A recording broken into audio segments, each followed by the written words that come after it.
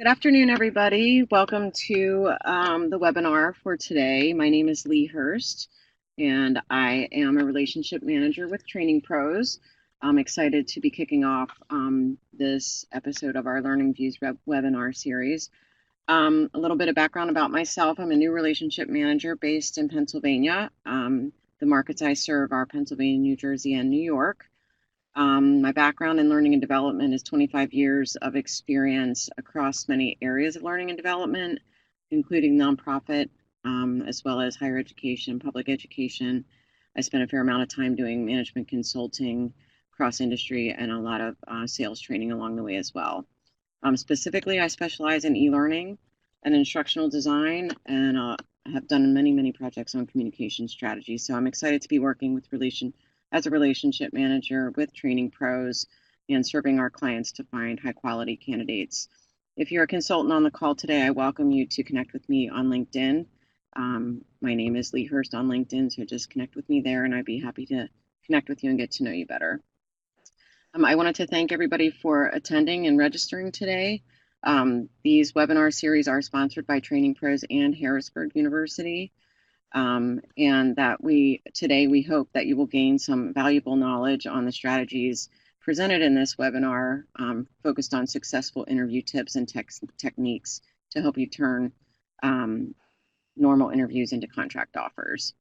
A little bit about our partnership with Harrisburg University. TrainingPros and Harrisburg University have partnered on these Learning Views webinar series for a few years because we want to make sure we're able to share the latest developments that TrainingPros sees with our clients and also demonstrate how Harrisburg University is a premier place to earn a master's level program degree for people who are wanting to pursue an advanced degree in learning technology space. As far as TrainingPros, as many of you may know, we're a leading provider in providing contract L&D talent across the U.S. to clients that we work with. We provide organizations with various types of talent they need to both design, develop, and deliver learning solutions to their organizations. And we do that in a contract capacity when they need additional staff to augment their full-time employees. Harrisburg University is a place where they translate the latest developments in learning technologies into master's degrees for professionals to help them build skills and capabilities within corporate organizations. They are providing students with a leading edge approach and skills to help them apply existing and emerging technologies in a variety of learning environments. And we're excited to be partnered with them to deliver these Learning Views webinars. About the session today, we're excited to have Angela Powers on board to present to us about successful interview strategies. This session is specifically for independent consultants to help you confidently succeed in interviews and hopefully receive more consulting offers. So the session focused specifically on strategies and techniques related to that. And Angela has a high level of expertise in this area, and we're really excited to have her with us today. So I'm going to hand it over to Angela and let her take over from here.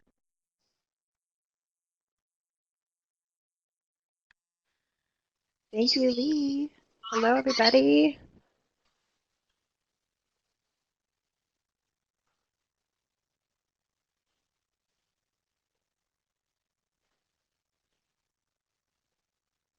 Having trouble advancing the slides here.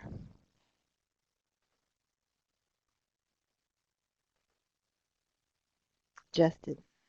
Yep, sorry about that. It's all good. Yep. Great. Welcome. So great to have you all here. The master has failed more times than the beginner has even tried.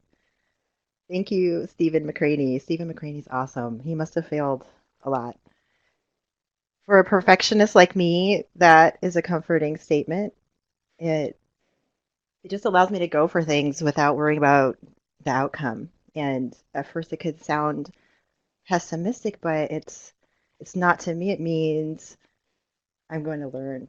I've got something to learn here. And I'm a lifelong learner. Many people I work with are lifelong learners. I'm guessing a lot of folks here today are as well.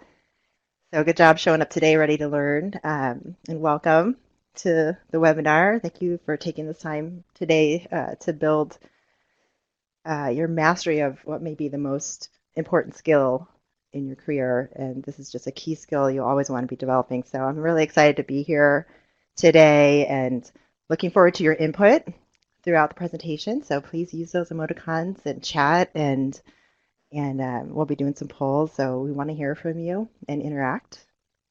And thank you, Training Pros, for the opportunity today. Um, Looking at this quote again, if you replace the word failed with learned, the quote becomes, the master has learned more times than the beginner has even tried. Or better yet, the master has learned more than the beginner. That's all. And we're learning pros, right? We know there's an awesome path between point A and point B. That's what today is all about.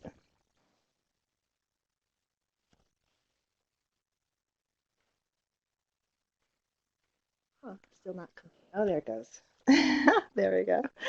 So we'll learn how to position, you will learn how to position yourself as the best candidate for the opportunity. So I'm going to be presenting what I do. And so I want you to get out a pen and paper, be ready to take some notes. It's content-packed webinar today. And if you apply what you learn, you can improve your ability to effectively and confidently position yourself as the best candidate for whatever you're going for, the contract, the project that you're interviewing for. And my goal is in this session to help you better connect the dots between what the client needs and what you have to offer. So that will boost your confidence and turn those interviews into consulting offers. We will cover the strategies and techniques that I use, those I mentor have used to turn successful interviews into offers. We're going to talk about the mindset of interviews and the keys to successful interviews. And so I'm going to be walking you through my very own process that I use and teach others to use to prepare for interviews. And as a bonus, we're going to talk about a few of the common mistakes people make as well while interviewing so you can avoid those mistakes. And I just want you to imagine enjoying interviews instead of dreading them. And I think I'm in the minority. I enjoy interviews, and a lot of people I talk to do not enjoy interviews. So if you're out there and you're saying, hey, well, I enjoy interviews too, I think you're in the minority with me.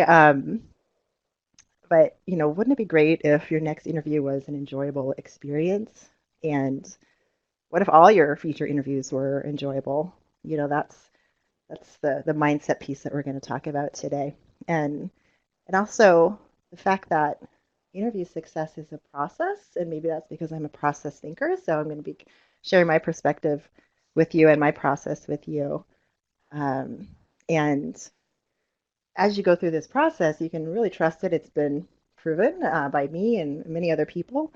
And it's going to boost your confidence. It's going to go a long way to getting that offer that you want. And plus, it's just more fun.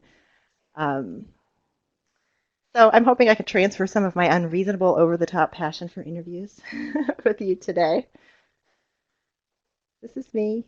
My name is Angela Powers. I live in Stanwood, Washington with my husband and my 8-year-old daughter, my 3-year-old son. And I've been working in corporate learning and development since 2003. I landed my first job as a training, design, and delivery specialist with Washington Mutual Bank, which no longer exists.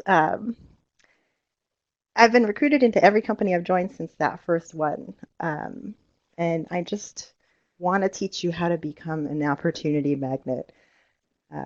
My 10 years experience freelancing, contracting, and consulting is a reflection of my entrepreneurial spirit, and it's now serving me well as a leader at Amazon. I want to pass that along to you. And I want to say thank you to my parents. I have my parents to thank for the gift of my entrepreneurial spirit. Here they are.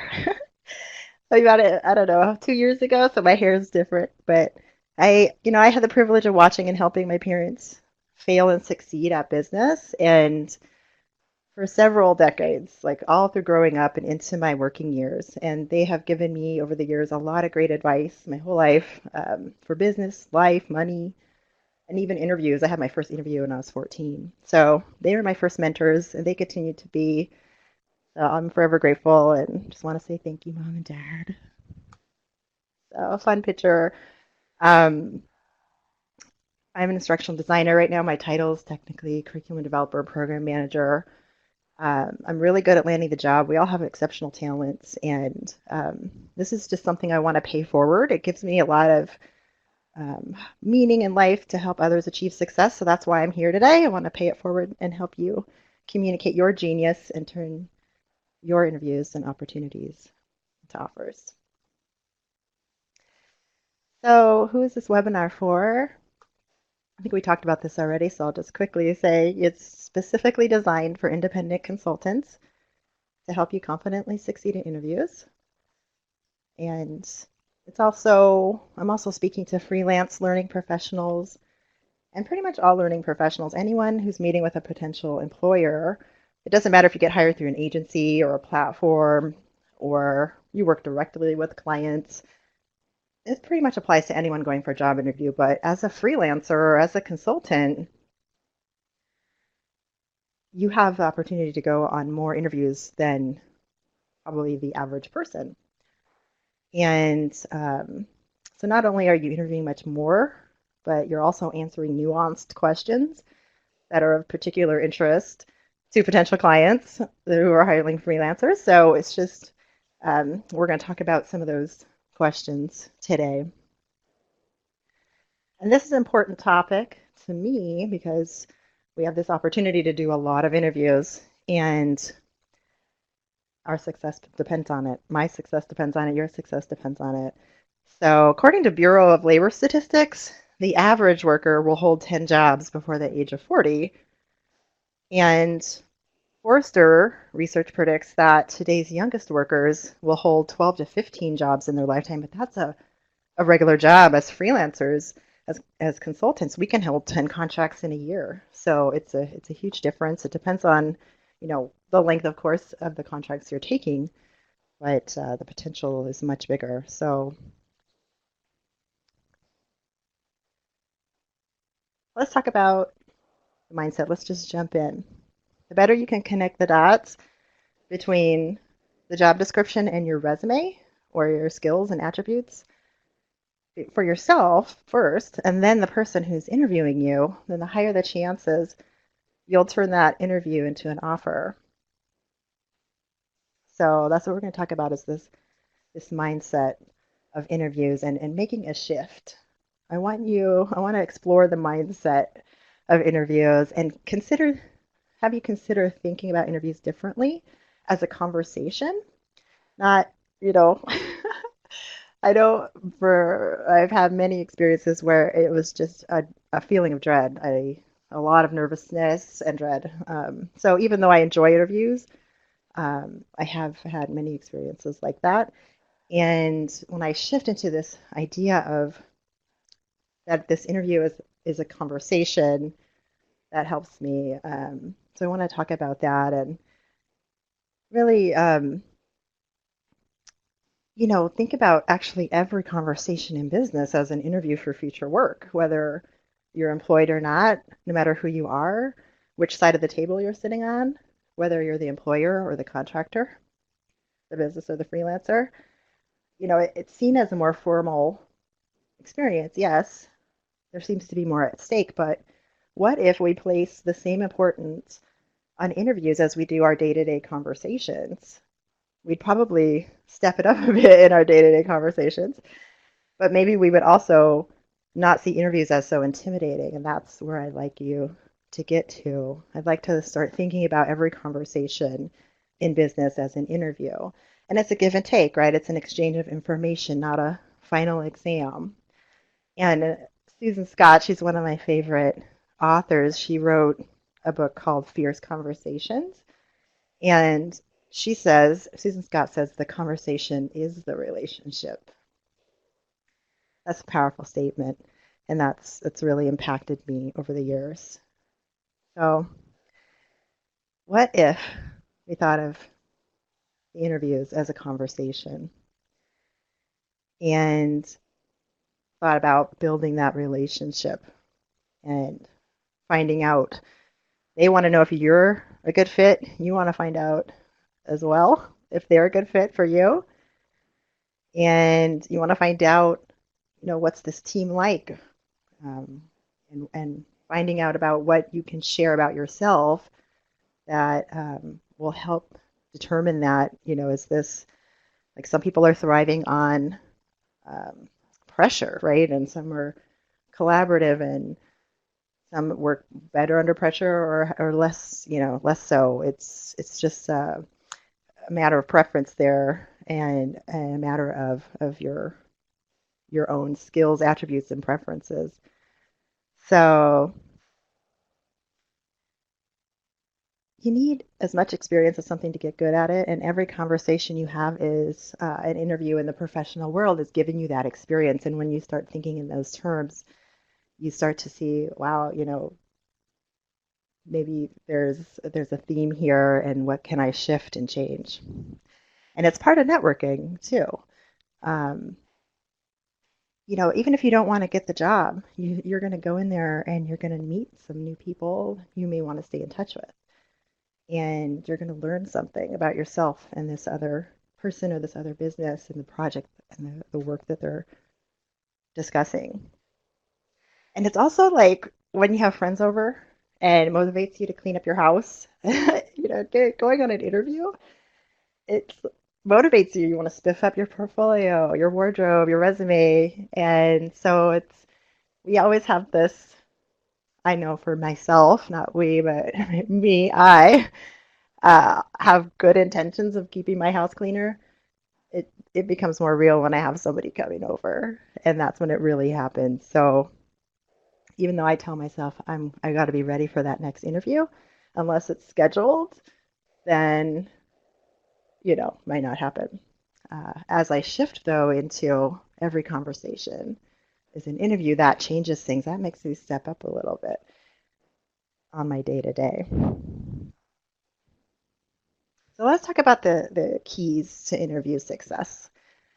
So I hope you're taking notes and definitely use your emoticons and chat if questions come up as you go, as we talk about this.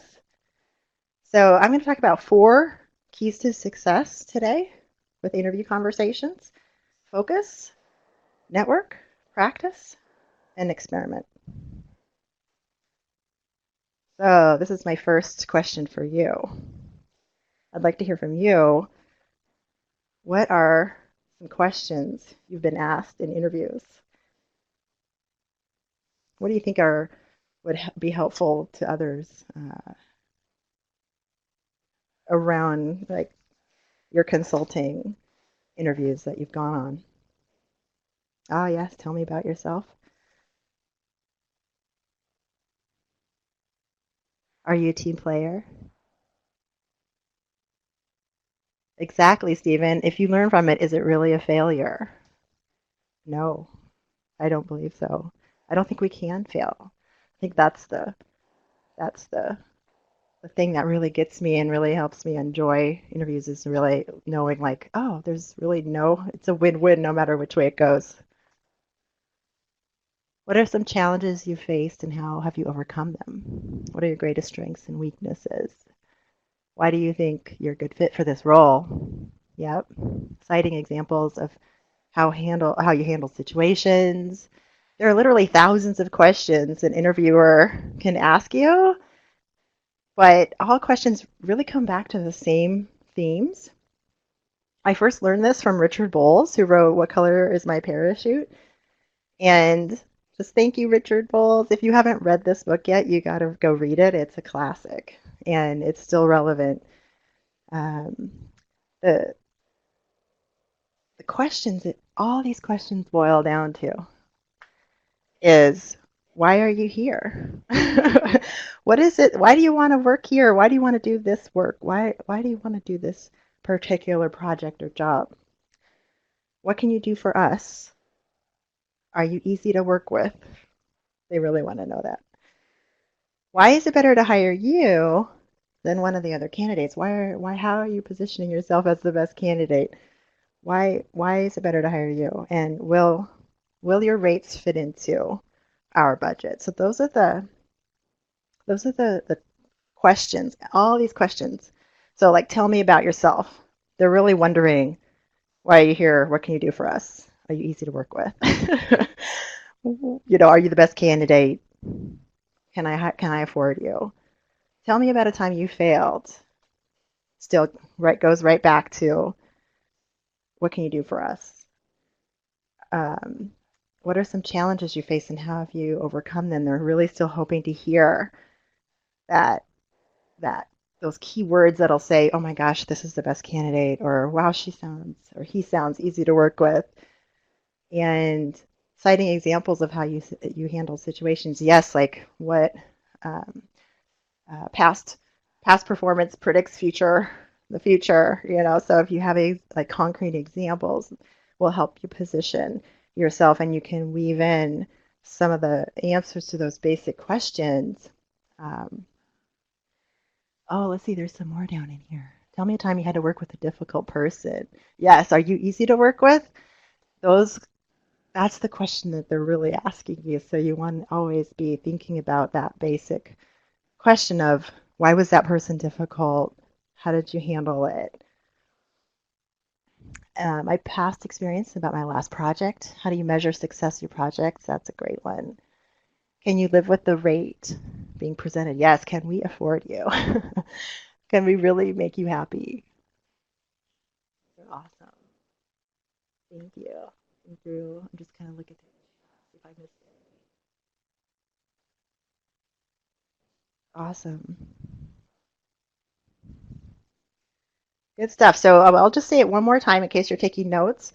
It's, why are you here? So what are you going to get out of being here? Like, how does it fit into your development plan? Like where you're going in your career, what you're passionate about. How does it fit in? Is it the people? Is it the work? Is it that you're going to gain a key skill that you haven't done before and that's exciting? Or is it this area that you have a great bit of knowledge about and you want to express it in this different way? This is going to be some way that links up and makes sense. Like, yes, I understand why you're here now and that you're really interested in this. Can you work with other consultants that are high maintenance? Yes. Are you easy to work with? So, okay, so why are you here? What can you do for us? Are you easy to work with? Why is it better to hire you? So, are you the best candidate? And what can we afford you, basically? Those are the every question points back to those main questions. So how do I go back to the slide now? I think oh, there we go. Awesome, guys. Thank you. That was awesome.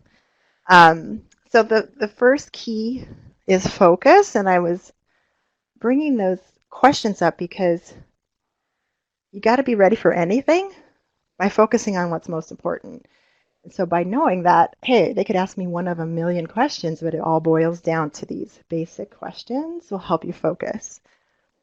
And after a handful of these interviews, you may start to see themes and start to anticipate the questions. So we're giving you a head start. Let me give you a head start if you haven't experienced enough interviews to spot the trends yet, or if you have, then this can help you refine your future experiences. So some interview questions that are specific to freelance projects and contracts are the following. So you may want to write these ones down too. So can you show me samples of work you've done on similar projects? So that was similar to one of the questions that came up in chat. That's portfolio. We can't really at this point not have a portfolio. Um, and even if you aren't asked for one, it really goes a long way if you lead with that. So that's going to be on their mind. Can you show me samples of work you've done? What's your work process like? Tell me about a time you had trouble making a deadline and pulled it off. How much do you charge? What's your availability? And then some of you had put some in the chat about working with other consultants and just different ways to phrase some of those. Like, can you live with this rate? What's your rate? How do you feel about what we're offering? A lot of times in contracts with recruiters, they lead with that rate, and you're negotiating before you even found out what the work is because they just want to get that part out of the way. It's kind of backwards from a normal interview. But I've noticed that companies are doing the same thing. They're leading with that money conversation right away.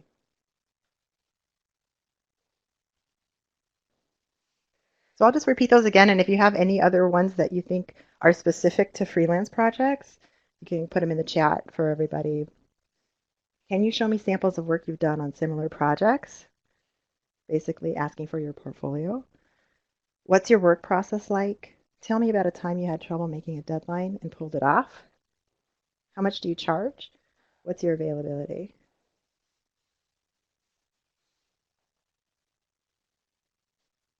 Any questions before we move to the next key to success? This one being focus. So being ready for anything, knowing most of what's on their mind boil down to those basic questions. I see somebody typing in chat, so I'll let you type for a minute before I move to the next one.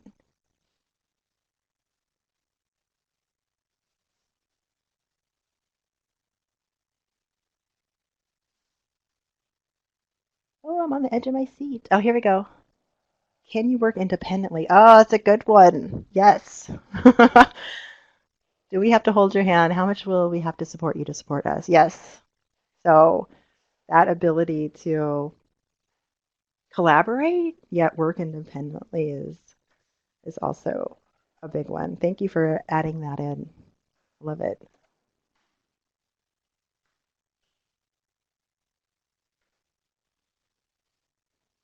So let me ask you this next question. When is the last time you helped someone connect with a job opportunity?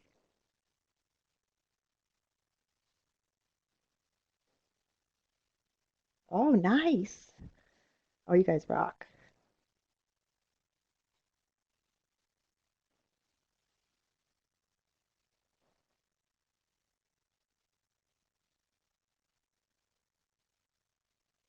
This is so cool. So according to Forbes, Forbes says 80% of available jobs are never advertised. 80% of available jobs are never advertised. And that goes back to Richard Bowles as well, because in What Color's Your Parachute, he talks about this. As job seekers or contract seekers, freelance work, project seekers, where do we go first? Usually the whatever's advertised, but that's the 20% in this 80-20 rule. 80% of available jobs are never advertised.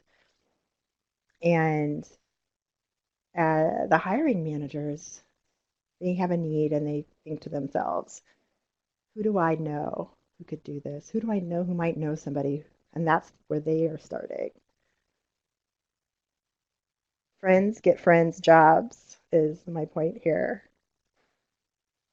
So in 1992, when I was in college in Los Angeles, my professor told me something which completely changed the course of my life. And it could change yours too. This is why I'm going to share it with you. I was studying communications in hopes to be a television producer. This is like right out of high school. I should mention this all these years and dates and stuff.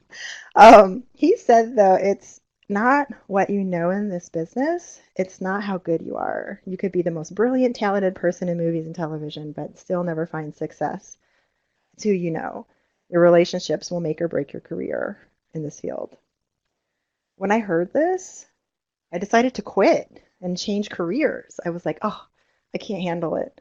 I couldn't bear the idea of never knowing if I was truly talented or just well connected in the TV production business. And I just quit. And what I didn't know at the time was that what my professor was telling me didn't just apply to Hollywood. I couldn't run away from the truth and the wisdom that he was giving me that day, but I didn't know that until much, much later. It still applies. It applies to us. It applies to no matter what field you're in, no matter what work you do.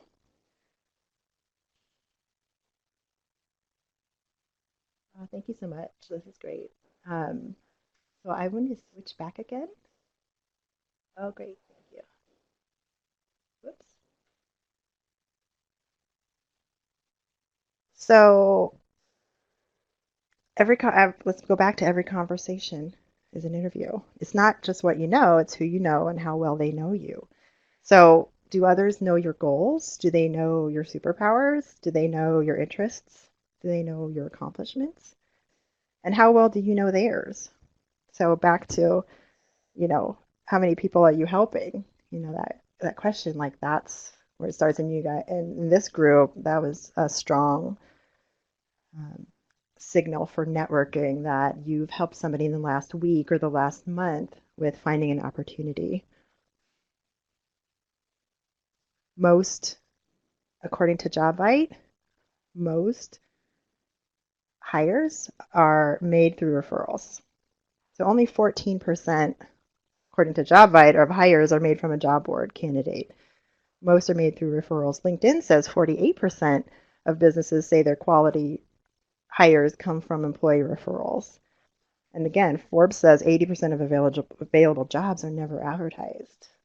So this is a big one, and it's so easy in our day to day to forget how important our relationships are. I wanted to keep that in there because this is really, really key. Okay, we're ready for the next question. How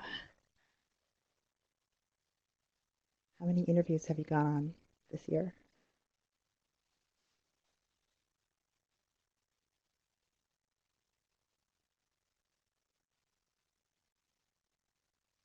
The master has failed more times than the beginner has even tried. The master has learned more. So, mastering this art of interview conversations is all about practicing just the sheer volume of interviews that we're experiencing. So, my point is say yes to interviews, stay in practice, even if you're only slightly interested, and or you think there's no way um, you would take that position, but say yes and take the time to go through the preparation process. It's not about accepting the offer, it's about accepting the interview. You don't have to accept every offer, and you may be pleasantly surprised to find yourself getting more excited about the work as you go through that preparation process. You might find yourself saying, "Oh, maybe this is a good fit," and getting more and more excited. And this happened to me when I first had the opportunity to work for Google. I had the impression that they weren't a good place to work. I heard that the work-life balance was terrible, and with my young family, it seemed like it wouldn't be a good fit. And I remember telling a couple friends I was going for the interview, even though I really couldn't picture myself working there. I didn't really want the job. The likelihood of me taking it was really small. I just didn't want to work for them. And they looked shocked, and I didn't really understand why at the time. I was like, yeah, no, like, why would anybody want to work there? Um, I just had outdated information that I believed was true. But my philosophy is go ahead, go on the interview just for the practice. So, and I'm so glad I did because in this case, when I got into the job description and this whole preparation process I'm going to share with you in a couple minutes, I started to have creative ideas and it started sounding interesting. And I was like, hey, I have some of what they're looking for. And there were some things that I hadn't done before, like website development was in there and usability testing. So it was a bit of growth opportunity and my thoughts started turning around and I genuinely started to get excited. I'm always looking for something new to do professionally. I tend to get bored easily. So, um, it just started to get exciting. I was surprised. And so I went on to prepare and I had a great interview. And then I got the offer and I decided to take the offer. And I was just shocking myself. And I was like, I don't know. I still was kind of, there was still a bit of doubt in there. Um, It wasn't until I had been working there a while that I discovered that they had been the number one place to work for years. And I had been completely wrong about them. Everybody worked hard, yeah, but they had good balance and they had everyone was really healthy. And I almost didn't take the interview because I was so sure I didn't want the job. But come to find out, it really was the best place to work. It was wonderful. So the story kind of illustrates that I'm not perfect. I didn't do all my homework. I didn't do all the research they tell you to do. But sometimes, as in this case, it ends up working out. And it was a good thing I didn't know all that before I went in. I went into the interview with a genuine interest and genuine curiosity and excitement. I didn't want the job because it was Google and the number one place to work. I just let myself follow my genuine interests and I stayed open to the possibilities. And I took it one step at a time. And I wasn't jumping ahead. I was just fully present in the step that I was on. And I think it came through during the interview. And we had a really good conversation. And we were just both excited at the end. And it was an awesome experience. So I just want to share that with you. All right, let's move to the next slide.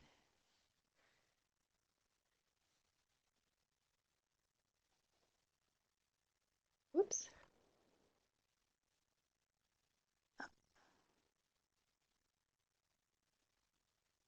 Are we ready for the next poll already? I guess I did talk a lot. All right, so practice was my third key there. Let's do the next question. If you could share your one best interview tip with everyone here today, what would it be? I'm sharing all I've got, and I want to hear what you have and share with the group and see the wisdom that comes out of the group of things you already know. Oh, I love it. Smile. I see someone typing in the chat. Be authentic. Yes, be yourself. Don't try to be someone you aren't. Try to tell a story about yourself. Yeah, we can be a little bit like politicians in our interviews if we come in prepared. And as we answer the questions they've given us, we can steer the conversation a little bit or towards the things you want to share. Go through the job description and match your background with every part of it so your memory will be jogged and you're prepared with examples top of mind. Awesome. Role play with someone. Yes, that's great. Have an introduction ready. Yeah, we were going to talk about that during the process phase. And yes, know their name, have an introduction ready with everyone you meet and really try to connect with them. Who is this person? Do your homework. Yes. Use the STAR method. Oh, that was a good one. So if you haven't heard of the STAR method, it stands for situation, task, action, result, and it's a fabulous way to structure your answers to tell me a time when. And you just lay out quickly. You don't want to talk for more than a couple minutes, but you want to say, what was the situation? What was your goal? What was the task at hand for you? What action did you take and what was the result you got? And that is a fabulous way to structure an answer to help them really connect with your part of that experience. A lot of times we're working in teams, so we want to focus on the part that we own, the part that we contributed. Great. De-stress. Relax. Be confident. Know the job description inside and out. Yes, learn about the organization.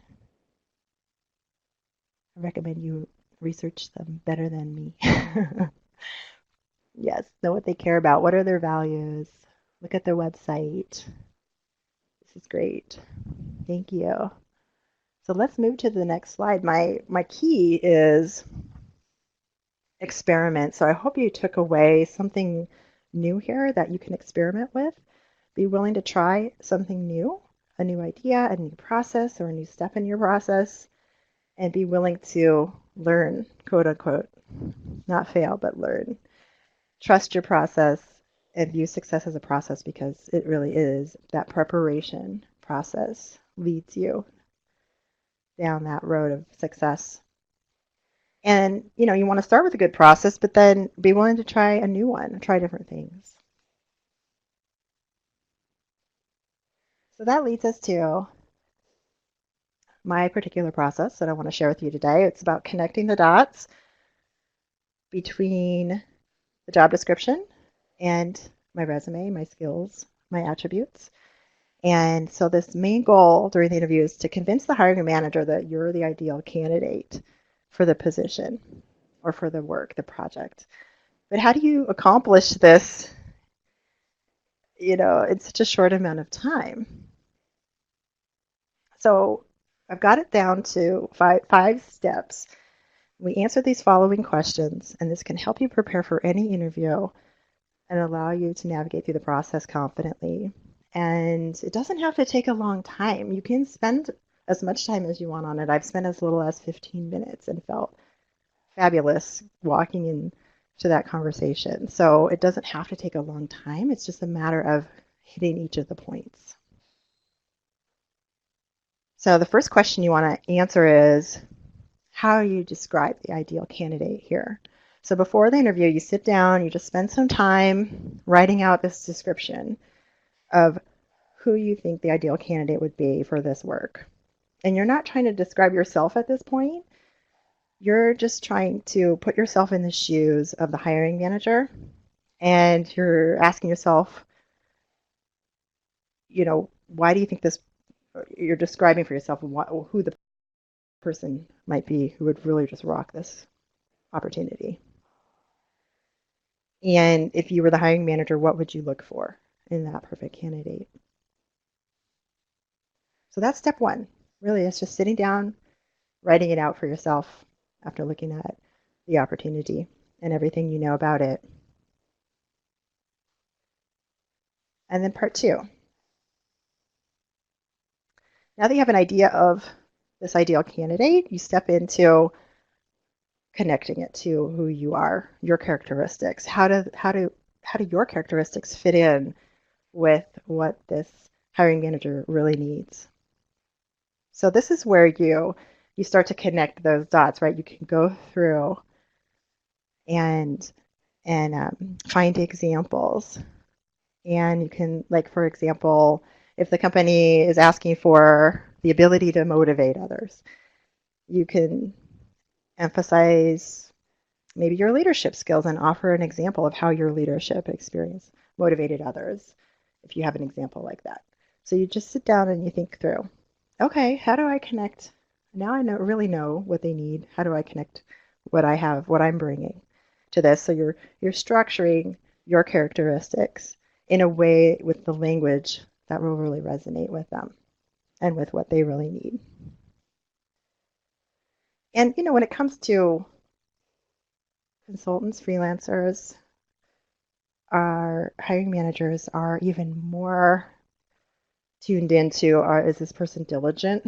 Like someone had said a little bit ago in the chat, can you work independently? Are you dependable? Can I trust you?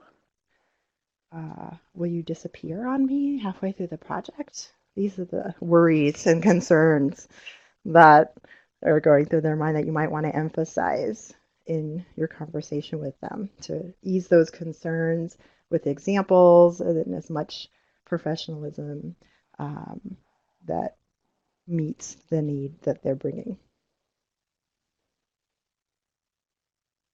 So third, we step into the proof. This is where you go line by line through that job description, convincing the hiring manager you can handle this.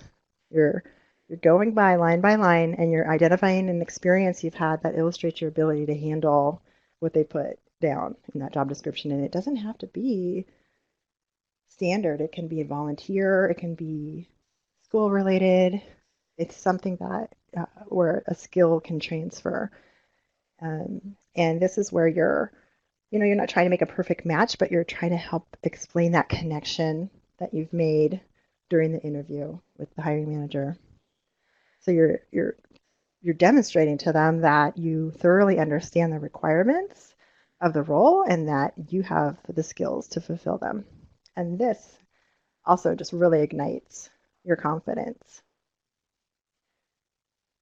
And in addition to connecting the dots with that job description, you need a portfolio. It's really rare that you won't be asked for a portfolio. And in the case that you're not, you still want to lead with your portfolio to really put yourself in a great position for them to see what you can do and provide that proof that they're looking for.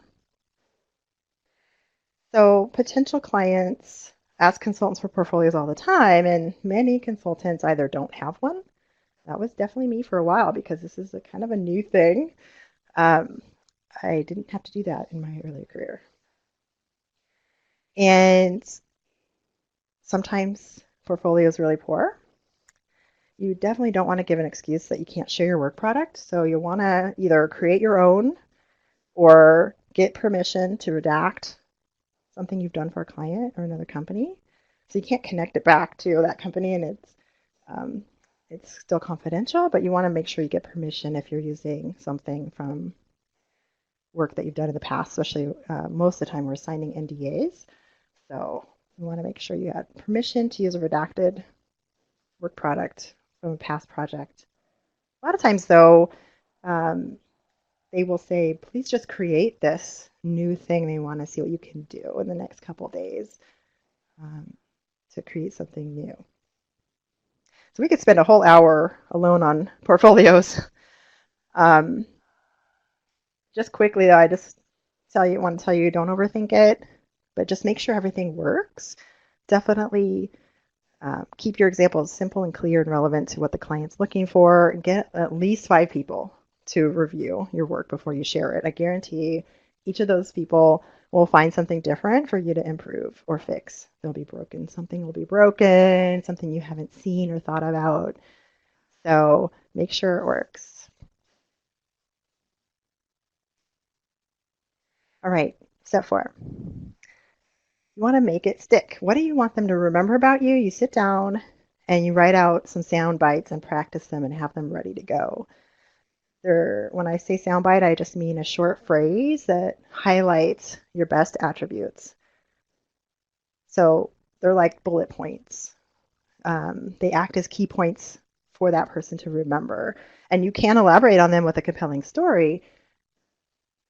Chances are that person's only going to remember the sound bite that you gave them. So, you may not remember every instance during your working career, especially if that's a long one. Sound bites help you pinpoint the few events and achievements necessary to support your credentials and really help that hiring manager make that connection. Step 5, how are you showing up online? What do people get when they Google your name? They are going to. It's pretty much across the board common practice at this point. So your hiring manager is probably going to run your name through the search engine a couple times, even before the interview. So it's just important that you are developing and maintaining a positive online reputation. And it doesn't mean you have to have a lot out there. You just want to make sure what is showing up is positive and what you want to be showing up. So it's just crucial that you keep your social media platforms in mind when you're searching and with your career in mind as well. Just know your LinkedIn, your Twitter, your Facebook, it's all fair game for those who are considering bringing you on their team. So even if they're set to private and you feel like you have it all locked down, there's still ways for companies to get past this and see what you're posting. So just be sure you're comfortable having everything posted. All right, great. That's our 5 steps. I want to quickly cover your common mistakes. First one is winging it. Second one is vacuuming. The third one is gardening. So winging it, don't try to wing it. You want to prepare. Even if it's just for 15 minutes, think through these items and you're covered. With that said, when I talk about you don't want to wing it, I'm really not talking about phone screens. A lot of times phone screens are part of This whole process is just a quick phone screen from a recruiter. It might only last 5 or 10 minutes. Don't be afraid of those. You will get really good at them. You can answer them, do them on the fly, take the phone call. Don't let it go to voicemail. Just go ahead and take the phone call. When I'm talking about winging it, don't want to wing the actual sit down conversation with the hiring manager. What I mean by vacuuming is doing it alone. Don't work in a vacuum. You want to get feedback on everything. You want to get feedback, bare minimum, on how you look. You want to get feedback on your portfolio. You don't want to put a portfolio out there with no QA. That's a rookie move. Don't do it. I guarantee you, everyone you send it to will find something that you can improve. And when I talk about gardening, I just mean getting stuck in the weeds. Like keep a big picture and don't go too far down the rabbit hole in any one of these areas. You want to keep it broad and make sure you cover everything at least a little bit.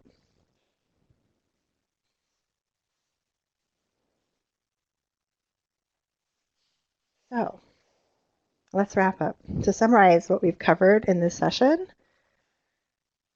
you now have a proven process to connect the dots between what the client needs and what you have to offer, so you can more confidently succeed in interviews and receive more consulting offers. I hope you're taking notes. There is a recording, so you can also watch that. The strategies and techniques we covered in this session have worked time and time again for me and those I mentor to turn successful interviews into contract offers, so you can trust it. We talked about the mindset of interviews. We talked about the keys to success. And we talked about the process. And then we just quickly covered some of the common mistakes you want to avoid. So now you are in a better position to enjoy interviews even more than you already have. And may your next interview be an enjoyable experience.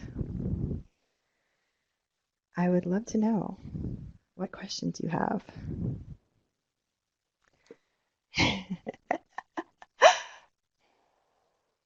Oh, I love it, Steven. I thought vacuuming meant don't actually go do the vacuuming. Yes, it means that too. Don't procrastinate.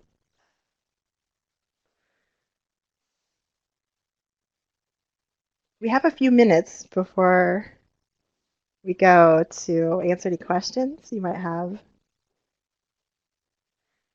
So, gardening. Gardening was getting stuck in the weeds. You don't want to get stuck in the weeds and spend too much time on any one part of the process. You want to have this global look at all the pieces, so you've spent at least a little bit of time on each one.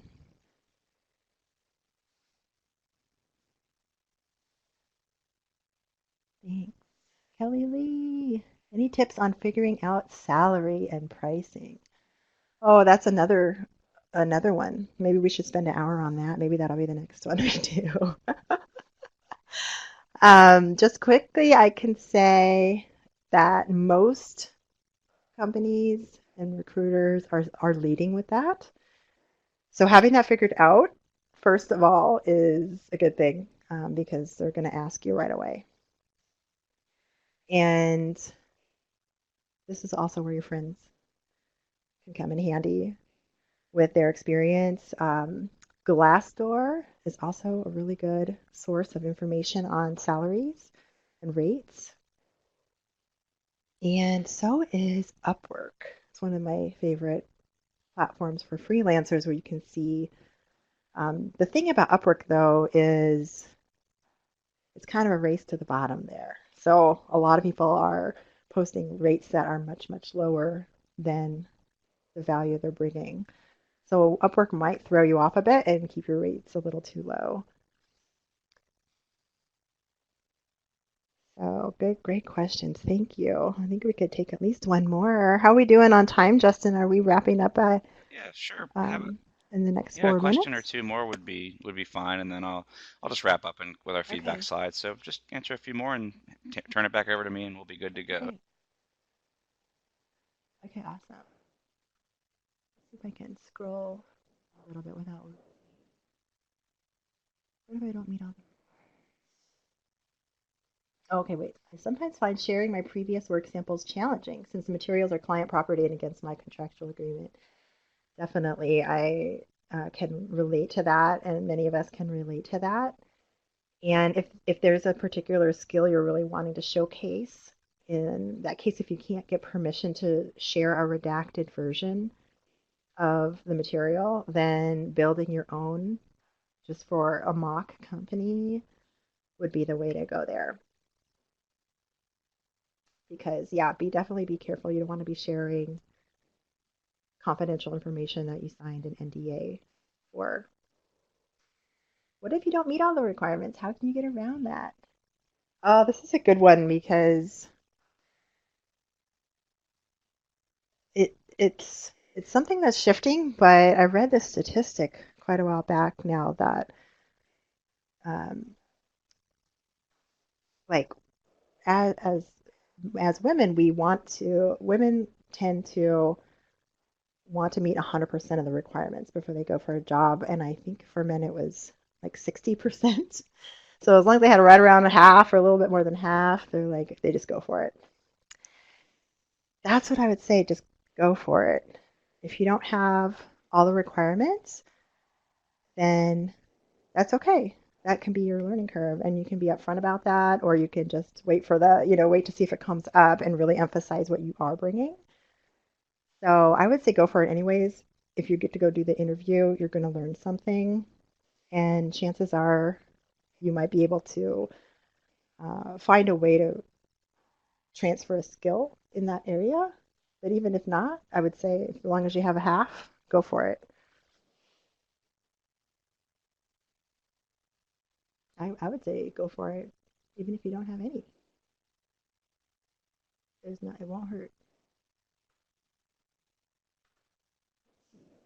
Trouble scrolling in the chat box here. Questions. Many skills are self-taught, such as using specific applications and tools. Will you provide how to best leverage self-taught skills? Oh, definitely. Well, if you're confident in that skill, list it on your resume. You've used the tool, you've got the skill. You could talk about if you've built it for your portfolio, then you have proof and you can talk about that. I think a lot of us are self-taught in a lot of areas. We just have to do that on a day-to-day basis. There's so much new technology, new tools coming out all the time, new features for current tools. So we're constantly learning, and so that's how I would suggest best leveraging self-taught skills is go ahead and put it on your resume. Go ahead and claim it and own it and put it in your portfolio and show it. Here's one from Steven. I work by being open to the needs of the client, therefore not presuming I know what they need. But the interview questions seem to be focused on the answers you bring to their problems. How do you suggest handling an interview? So it sounds like what you're thinking is that you may not have the job description in hand to prepare ahead of time. So what you might have to do in this case is you're thinking a little bit more on the fly and responding in real time to the answers that they are providing. That's my so I would suggest doing your best there and going ahead and just going with it and seeing what you can learn from that, and you're going to just keep getting better and better at it. Wow, there's still a couple Yeah, more, but it sounds like we maybe might have to take those. Yeah, we we're might out have to of take time. those offline. Angela, if you don't mind, if you could put your LinkedIn Okay. address, or I'm sorry, URL into the chat there, because I'm sure that folks would like to follow up with you. I found this presentation particularly interesting, so I'm going to be probably one of the ones that follow up with you too. And you have such a great Awesome. presentation style; it's very calming. Sorry. So I want to thank Angela again for the great webinar and for working with us. I want to thank TrainingPros again um, for the partnership that we share with that Harrisburg University and TrainingPros share to deliver these webinars.